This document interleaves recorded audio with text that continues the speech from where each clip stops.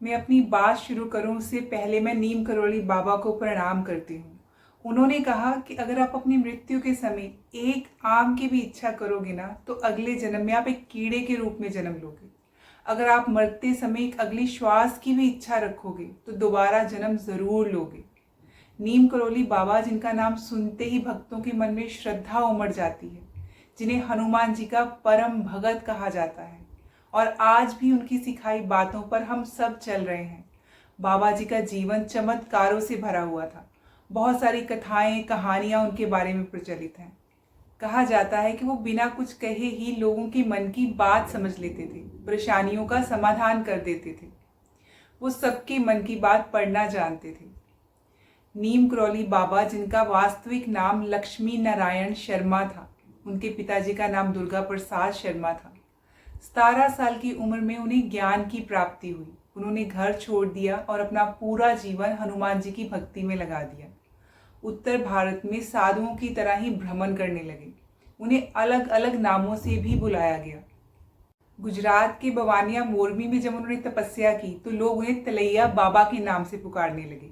कहा जाता है कि जब वो उत्तराखंड के प्रवास पर थे, भवाली से कुछ किलोमीटर आगे जाने के बाद बाबा जी जो थे वहां पे एक छोटी सी घाटी के पास रुके।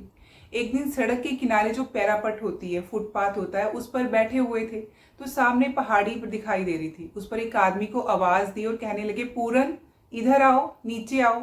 तो वो आदमी जो था वो नीचे आया। कंबल लपेटे अजनबी से अपना नाम सुनकर वो हैरान हो गया, चंभे में पड़ गया कि इस आदमी को मेरा नाम कैसे पता है, मुझे कैसे जानते हो। तो अजनबी व्यक्ति ने मुस्कुराते हुए कहा, घबराओ मत, मैं तुम्हें पिछले कई जन्मों से जानता हूँ। मेरा नाम नीम करोली बाबा है। मुझे भूख लगी है, मेरे भोजन की व्यवस्था करो। और पूरन ने घर जाकर अपनी माँ को सारी बात बताई कि नीचे पैरापट पर एक बाबा नीम करोली नाम के आदमी बैठे हैं और वो भोजन मांग रहे हैं। घर में दाल रोटी बनी थी, पूरन की माता जी ने वही परोस दी। बाबा जी ने आराम से भोजन किया और फिर पूरन से कहने लगे कि गांव के 2-3 लोगों को लेकर आओ। उन लोगों को लेकर बाबा जी नदी के पार जंगल में गए और एक जगह पर रुककर बाबा जी कहने लगे कि यहाँ पर खुदाई शुरू करो। जैसे कि पूरन का नाम उन्होंने पहले ही ले दिया था तो उसे विश्वास तो हो गया था कि ये आदमी आम आदमी नहीं है, इसे कुछ तो पता है। तो जैसे वो कह रहे थे, लोग उनकी बातें मानते जा रहे थे। उन्होंने खुदाई शुरू कर दी। जब खुदाई शुरू हुई तो गुफा मिली। बाबा जी ने कहा कि गुफा में कहीं ना कहीं धूनी लगी हुई है। उस जगह को खोदते चले गए और खोदते खोदते देखा कि गुफा में धूनी अभी भी किसी ने लगाई थी और धूनी के पास एक चिमटा भी पड़ा हुआ था। पूरन और गांव वाले हैरान हो गए कि पूरी जिंदगी निकल गई रहा रहते रहते, लेकिन गुफा के बारे में किसी को पता ही नहीं था। पत्थरों के नीचे गुफा थी, गुफा में धूनी और चिमटा, हवन कुंड की जानकारी किसी भी साधारण व्यक्ति को तो हो ही नहीं सकती थी। लोग समझ गए कि कंबल लपेटे ये कोई आम इंसान नहीं है, बल्कि महापुरुष है। लोग ये सोच रहे थे कि बाबा जी बोल पड़े, हमारे पास कोई चमत्कार वमत्कार नहीं है, चलो अब यहाँ से हनुमान जी बैठेंगे। बाबा जी ने नदी से पानी मंगवाया, स्थान का शुद्धिकरण किया और साथ ही वहां पे कुटियानुमा जगह बना दी। कुछ दिन बाद बाबा जी ने पूरन को बताया कि सोमवारी बाबा की तपस्थली है, इसका पुनरुद्धार करना है। यही कुटिया आज कैंची धाम के रूप में विख्यात है। और जो सड़क जाती है कैंची धाम की ओर, वो 2 तीखे मोड़ की तरह दिखाई देती है, इसीलिए इस जगह को कैंची धाम कहते हैं। नीम करोली बाबा जी हनुमान जी को बहुत ज्यादा मानते थे। उन्हें अपने जीवन में हनुमान जी के 108 मंदिर बनवाए। बाबा नीम करोली के बारे में कहा जाता है कि उन्होंने हनुमान जी की भक्ति कर कई सिद्धियां हासिल की। वो किसी को भी अपने पैर नहीं छूने देते थे। बाबा नीम करोली के बारे में न जाने कितनी ही कहानियां हमने सुनी हैं और कितनी कहानियां सुनने को मिलती हैं। कहते हैं कि एक बार नीम करोली बाबा बिना टिकट के एक फर्स्ट क्लास ट्रेन में सफर कर रहे थे। टिकट चेकर आया बाबा जी के पास। टिकट नहीं मिलने पर उन्होंने अगले स्टेशन पर बाबा जी को उतार दिया, क्योंकि उनके पास टिकट नहीं थी। जहां बाबा जी को ट्रेन से उतारा था वो जगह थी नीम करोली। बाबा जी आराम से ट्रेन से उतरे। उतरने के बाद वहीं पर ही कुछ दूर जाकर ट्रेन से जमीन पर बैठ गए। अधिकारी ने ट्रेन आगे बढ़ने का इशारा दिया, लेकिन कमाल की बात यह थी कि ट्रेन 1 इंच भी आगे नहीं बढ़ी। काफी लंबे टाइम तक निरीक्षण करने के बाद जब कोई भी सोल्यूशन नहीं मिला, समझ में नहीं आ रहा था कि क्या हो गया, ट्रेन क्यों नहीं चल रही, तो इंस्पेक्शन के बाद भी सब परेशान हो गए। फिर उस एरिया के मजिस्ट्रेट को इस घटना का ज्ञान हुआ।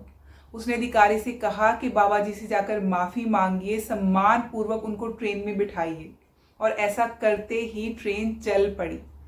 तभी से बाबा का नाम नीम करौली बाबा पड़ गया, क्योंकि वो जगह नीम करौली थी जहाँ पर उन्होंने चमत्कार दिखाया था।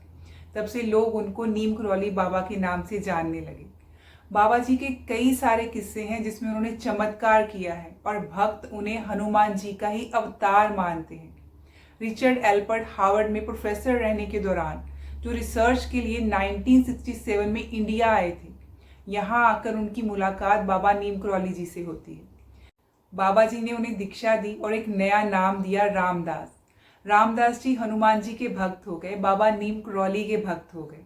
उन्होंने हनुमान जी की भक्ति की, उनको मन में रखकर भक्ति योग साहित्य प्राचीन भारतीय परंपराओं को जो है आगे बढ़ाने का काम किया। रिचर्ड एल्बर्ट जो ये थे, जिनका नाम अब रामदास जी हो गया था, उन्होंने उसके बाद नीम करौली बाबा के किस्सों के बारे में एक किताब लिखी। उस किताब का नाम था मिरेकल ऑफ लव।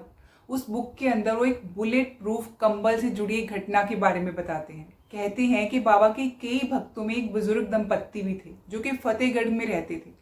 ये घटना कुछ ऐसी है कि एक दिन बाबा जो थे ना, इस बुजुर्ग दंपत्ति के घर पहुंच गए और इसके बाद बाबा जी ने कहा कि आज रात को मैं यहीं पे आराम करूंगा, यहीं पे रात को रुकूंगा। बाबा जी की बात सुनकर जो बुजुर्ग दंपत्ति थे वो बहुत खुश हो गए, लेकिन उन्होंने सोचा कि हमारे पास तो कुछ है नहीं, हम तो गरीब घर के हैं। तो वो सोचने लगे कि बाबा जी को कैसे रुकवाएं अपने घर में ताकि उनकी पूरी रिस्पेक्ट हो, सेवा सत्कार भी कर पाए। उनके पास कुछ ज़्यादा पैसा तो है नहीं, उनके पास जो कुछ भी था उन्होंने अपनी तरफ से सबसे बेस्ट खाना बनाया, बाबा जी के आगे परोसा। भोजन के बाद बाबा जी को सोने के लिए चारपाई दी और ओढ़ने के लिए कंबल दे दिया। बाबा जी वहीं कंबल ओढ़कर सो गए और उसके बाद वो जो बुजुर्ग दंपत्ति थे, दोनों पति पत्नी भी चारपाई के पास ही नीचे सो गए कंबल ओढ़कर। जब बाबा जी कंबल ओढ़कर सो रहे थे तो ऐसे कर्रा रहे थे जैसे उन्हें कोई मार रहा हो, जैसे उन्हें बहुत चोट पहुंच रही हो। बुजुर्ग दंपत्ति थी, वो सोचने लगे कि बाबा जी शायद थक गए हैं, इसलिए कर्रा रहे हैं, तो शायद उन्हें कोई तकलीफ हो रही है। जैसे तैसे रात बीती और सुबह हो गई ना, तो बाबा जी उठकर कहने लगे कि ये कंबल लो, इसको खोल कर मत देखना और इसको पानी में बहा दो। कंबल देते हुए बाबा जी ने फिर से चिताया कि इसको खोल कर मत देखना वरना मुसीबत में फंस जाओगे। और हाँ, जाते जाते कहने लगे कि चिंता मत कीजिए, आपका बेटा 1 महीने के अंदर घर वापस आ जाएगा। बाबा जी की बातों का पालन करते हुए वो गंगा जी में प्रवाहित करने के लिए चले गए उस कंबल को। जब वो कंबल लेकर जा रहे थे तो उनको ऐसे लगा जैसे उसमें से कुछ खनकने की आवाज आ रही हो, जैसे कि उस कंबल के अंदर कुछ लोहे जैसा सामान हो।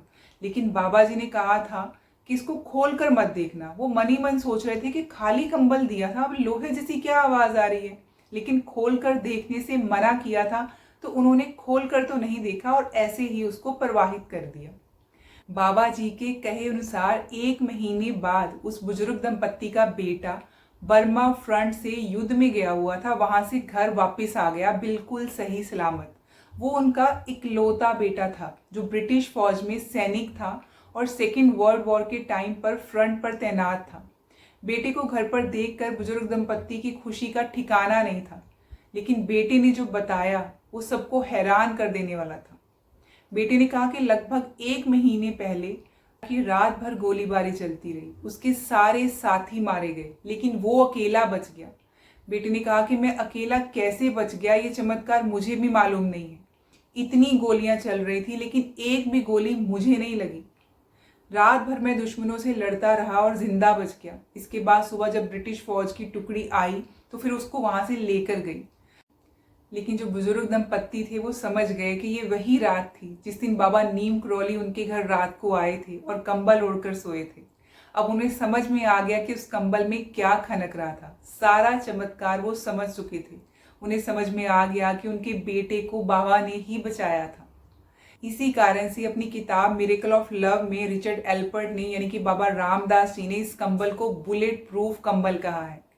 आज भी कैंची धाम जो है ना, नीम करौली बाबा का आश्रम है वहाँ बाबा के जो भक्त हैं कंबल चढ़ाते हैं। बाबा जी खुद भी हमेशा कंबल ही ओढ़ा करते थे।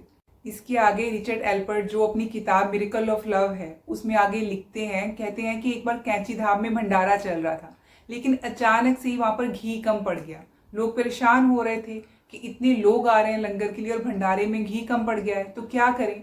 उन्होंने बाबा जी को बताया कि ऐसे ऐसे घी कम पड़ गया है। तो बाबा जी ने कहा कोई बात नहीं, नदी से जरा एक कनस्तर पानी भर के ले आइए। लोगों को समझ में नहीं आ रहा कि घी कम पड़ा है और ये पानी मंगवा रहे हैं, ऐसा क्यों कह रहे हैं।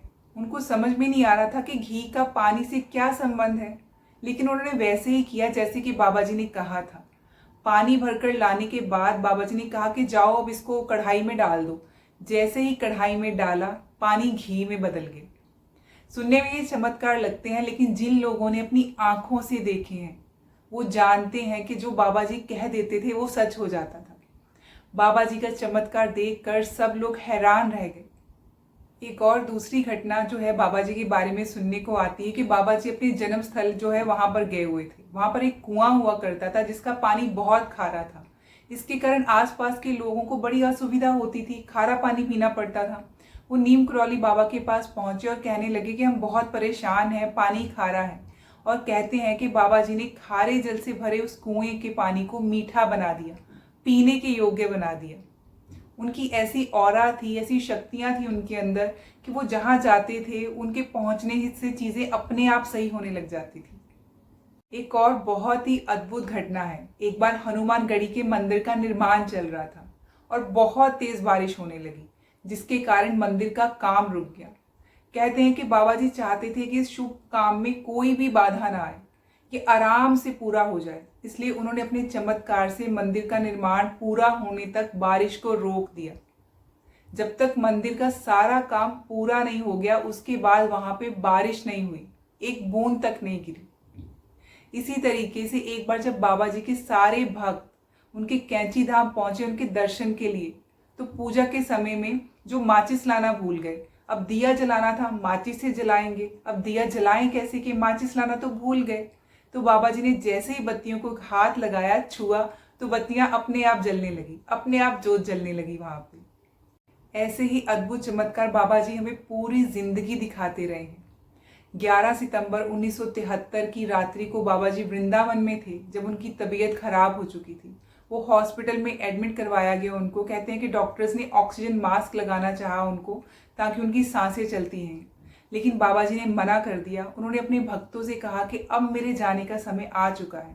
पूरी जिंदगी उन्होंने अनगिनत भक्तों को न जाने कितनी मुसीबतों से बचाया, उनका भला किया, उनका साथ दिया।